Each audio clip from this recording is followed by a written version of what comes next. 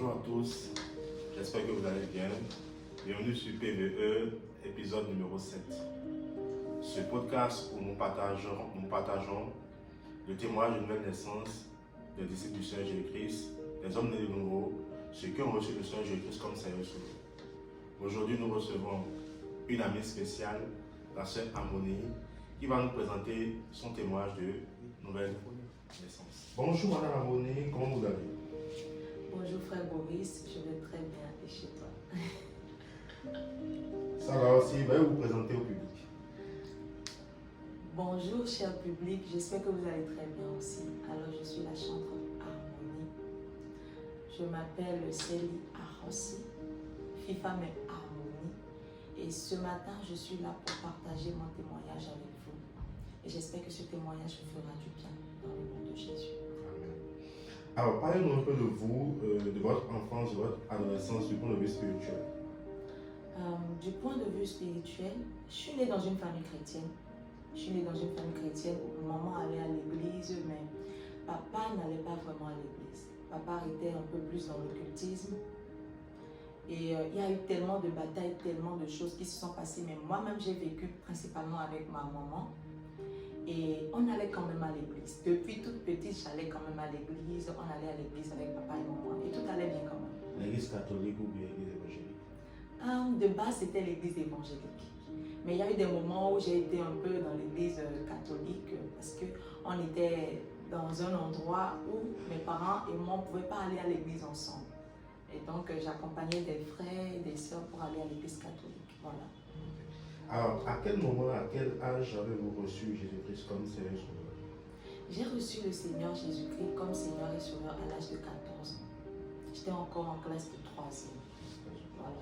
Okay. Alors, quel a été le déclic de votre rencontre? Qu'est-ce qui vous a poussé à croire en Jésus et à l'accepter comme Seigneur et Sauveur personnel? Est-ce que c'est une histoire? Qu'est-ce qui s'est passé? Qu'est-ce qui s'est produit?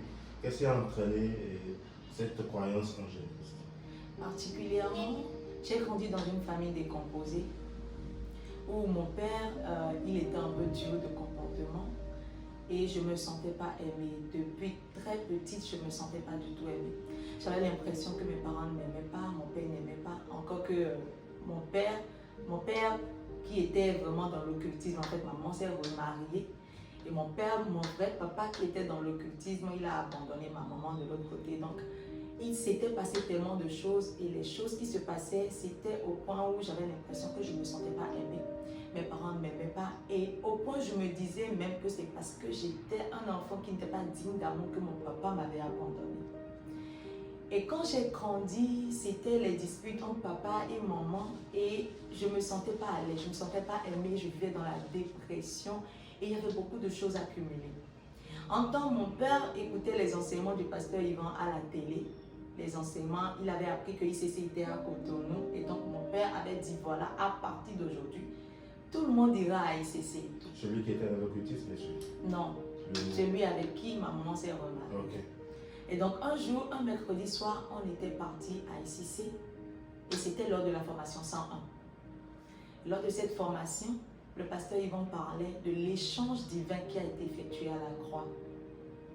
Et quand j'écoutais cela, c'était comme si c'était ce jour-là où le Seigneur devait me rencontrer en réalité. C'était en ce jour-là que c'était ce jour que le Seigneur avait choisi pour me parler, pour me rappeler qu'en fait, je pensais que je n'étais pas aimée, mais lui, il m'avait aimée au point de se sacrifier pour moi. En fait, je n'y croyais pas. Quand j'écoutais, le Seigneur a pris ma maladie, il m'a donné la guérison, il a pris la mort, il m'a donné la vie, Zoé. Je disais, c'est pas possible. En fait, je pensais que mes parents ne m'aimaient pas. Personne ne m'aimait. J'étais une personne minable. J'étais une personne qui n'était pas digne d'amour en tant qu'enfant. Depuis le bas âge, j'avais grandi avec cette mentalité-là. Mais quand j'écoutais l'échange qui a été effectué à la croix, je disais, donc, il y a vraiment cette personne-là qui m'a aimée au point de se donner pour moi à la croix. C'était pas possible, c'était pas croyable pour moi. Et ce jour-là, en réalité, je n'avais pas donné ma vie à Jésus, mais il y avait eu un déclic dans ma tête. Ce jour-là, j'ai quitté Saint-Michel sur moto et je pleurais sur la moto de Saint-Michel jusqu'à Fidjosset. C'était pas croyable. Quand je suis rentrée chez moi, j'ai mis mes genoux à terre et j'ai prié pratiquement des heures. J'ai pleuré. J'ai dit, c'est pas possible, Seigneur. Donc ça veut dire, en fait, j'allais à l'église, j'écoutais Jésus, j'entendais parler de Jésus, pardon, mais je n'avais jamais compris en réalité que je vivais dans un monde où je n'avais pas compris l'amour de Jésus. Et le Seigneur a choisi ce moment pour me révéler son amour inconditionnel. Et quelques jours après, j'ai accepté cet amour dans ma vie et jusqu'à présent, cet amour continue de me faire du bien. Alléluia. Amen. Ah, wow, quel témoignage. Alors, pour vous, que représente Jésus-Christ aujourd'hui? Que représente Dieu pour vous aujourd'hui? Pour quelqu'un qui a vécu dans la dépression pendant des années, au point d'avoir des pensées de se suicider, plusieurs fois d'ailleurs, pour quelqu'un qui n'a pas réellement connu ce qu'est l'amour, je pense que Jésus, c'est l'amour de ma vie. Pas je pense, pardonnez. Jésus, c'est l'amour de ma vie. C'est l'amour qui m'a rencontré et qui m'a donné ce déclic-là, qui m'a donné envie de le suivre, qui m'a donné envie de marcher avec lui, sans me retourner en fait. Il y a un chant qui dit, j'ai décidé de suivre Jésus. J'ai décidé de suivre Jésus. J'ai décidé de suivre Jésus. Au sans retour, au sans retour. Jésus, c'est l'amour qui m'a rencontré dans cette période où je pensais que personne ne me désirait et que personne ne pouvait m'aimer tel que j'étais. Amen. Alors, quel conseil avez-vous à donner à quelqu'un qui ne croit pas encore en Jésus-Christ et qui ne lui a pas encore donné sa vie? À cette personne, je dirais que Jésus est vrai et que Jésus est réel. Jésus est plus réel que ta maman. Toi qui m'écoutes, Jésus est plus réel que ton papa. Jésus est plus réel que le lit sur lequel tu te couches chaque soir. Jésus est plus réel et Jésus a donné sa vie pour toi. En fait, pour une personne que Jésus a rencontrée, la Bible dit que c'est le Saint-Esprit en nous qui nous convainc du péché. Et je prie que pour toi qui m'écoutes, le Saint-Esprit puisse toucher ton cœur. Pour toi qui as vécu comme moi, qui as pensé que personne ne pouvait t'aimer, parce que peut-être tu as vécu dans un environnement où les gens t'insultaient, les gens te méprisaient, les gens pensaient que tu ne peux rien être dans la vie. Sache que Jésus t'a aimé le premier et Jésus a donné sa vie pour toi, pour que tu sois sauvé. Et il n'y a que lui qui peut restaurer ton cœur. Il n'y a que lui. Je vous parle d'un Jésus qui m'a embrasé de son amour. Aujourd'hui, quand je parle de l'amour de Jésus, je sais de quoi je parle parce que je l'ai vécu et je l'ai expérimenté. Parce qu'il m'a rencontré par cet amour-là. J'ai traîné des blessures intérieures, mais quand je parle aujourd'hui, je sais que c'est le Dieu qui est capable de restaurer les cœurs brisés. Et ce matin, ou ce soir-ci, ça dépend du moment auquel tu m'écoutes. J'aimerais te dire à toi qui es en train de suivre cette vidéo que Jésus est vrai. Jésus est capable de te délivrer de la dépression. Jésus est capable de te restaurer. Laisse seulement Jésus entrer dans ton cœur et tu ne vas plus jamais le regretter. Tu ne seras plus jamais la même personne. Amen. Alors, marcher selon la parole de Dieu est-elle facile pour vous? Ou bien, que pouvez-vous dire à quelqu'un qui vit actuellement des moments difficiles à cause de sa foi? Je dirais à cette personne, confie-toi en l'Éternel. Parce qu'en fait, tu ne peux pas dire que tu es chrétien sans vraiment vivre des moments difficiles. Parce que du moment où tu as déclaré la guerre à l'ennemi, c'est que l'ennemi aussi sait que tu es son ennemi. Et un ennemi qui sait que tu es son obstacle ne peut pas te laisser tranquille. Ça veut dire que Jésus a dit, vous aurez des tribulations, mais n'ayez pas peur parce que moi j'ai vaincu le monde. En réalité, dans ces moments de tribulation, dans ces moments de faiblesse, sache que Jésus ne t'a pas abandonné. Jésus est toujours là, il est juste à côté de toi. Et si seulement dans ces moments-là, tu peux te confier en l'Éternel, tu peux mettre tes genoux sur terre et prier, demander au Saint-Esprit de te restaurer, de te consoler. C'est lui qui va t'embraser de sa joie qui ne dépend pas d'une situation humaine. C'est lui qui va te restaurer avec sa paix. Cette paix-là que Jésus dit, je vous laisse ma paix, je vous donne ma paix. Non pas comme le monde la donne, non. La paix que Jésus va te donner dans une situation donnée, ne dépend pas de je ne sais pas comment je vais l'expliquer. Mais ce n'est pas une paix humaine à appliquer. Ce n'est pas une paix humaine. Mais en toute chose, en toute situation, Laisse le Seigneur remplir ton cœur de sa paix, de sa joie. Et même dans les moments de faiblesse, sache que Jésus ne t'abandonnera jamais. Il est toujours là. Même quand tu tombes, la Bible dit relève-toi et continue la marche. Si le Saint-Esprit qui est en toi peut t'abandonner parce que tu es tombé, ça veut dire qu'en fait, il ne sert à rien en toi. En fait, c'est justement parce que tu es faible que le Saint-Esprit a été envoyé pour toi. Et parce qu'il est au-dedans de toi, je prie qu'il te donne la force en ce moment. Je prie qu'il te restaure en ce moment. Au nom de Jésus. Amen. Alors, quel est votre verset préféré de la Bible? Mon verset préféré de la Bible, c'est 2 Corinthiens 5, verset 17. Si quelqu'un est en Christ, il est une nouvelle créature. Les choses anciennes sont passées et voici toutes choses deviennent nouvelles. Alors, pourquoi c'est votre verset préféré? Parce que beaucoup de choses sont devenues nouvelles en moi depuis que je l'ai rencontré. Et depuis que je marche avec lui, je vois beaucoup de transformations. Je vois les grandes choses qu'il fait. En fait, je vois la manière dont il est en train de métamorphoser mon cœur depuis que je l'ai rencontré. Et j'ai compris en réalité pourquoi j'ai gardé ce verset-là. J'ai gardé ce verset depuis 2015. Wow. Pour la première fois, je l'ai entendu de la bouche du pasteur Yvan Castanou et je l'ai gardé dans mon cœur.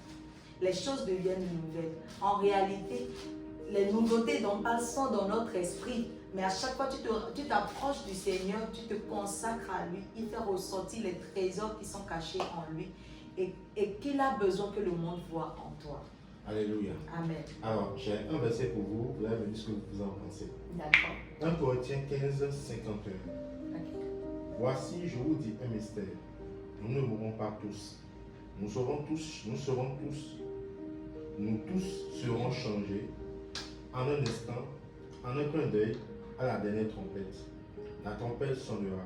Les morts ressusciteront incorruptibles et nous serons changés. Alors, que pensez-vous de ce verset? Mais ce verset, je pense que toi-même tu l'as compris. Hein? Bon, pour le public. Pour le public, moi particulièrement, personnellement, je pense que ce verset parle de l'enlèvement. Tout à fait. Parle de l'enlèvement, du moment où nous serons enlevés. Et quand il parle de la mort, c'est que c'est la vie de Christ, la vie Zoé. Amen.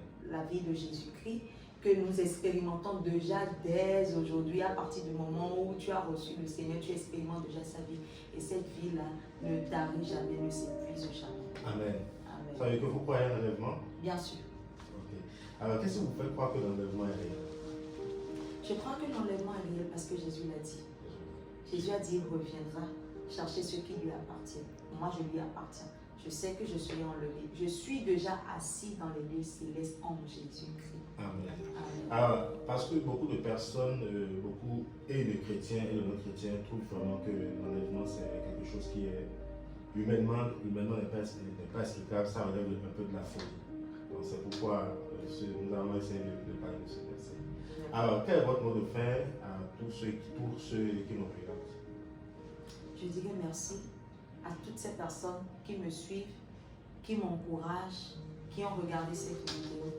Et je prie pour ces personnes-là qui ont besoin de Jésus dans cette période donnée, dans des difficultés données, qui expérimentent des choses compliquées, des attaques de l'ennemi et qui ont besoin de la main de Dieu. Je prie que la main de Dieu vienne à votre secours. Je prie que le Seigneur vous restaure, vous rencontre. Et je prie aussi pour ceux qui allaient à l'église comme moi et qui pensaient avoir connu Jésus, mais qui n'ont jamais eu cette rencontre avec Jésus.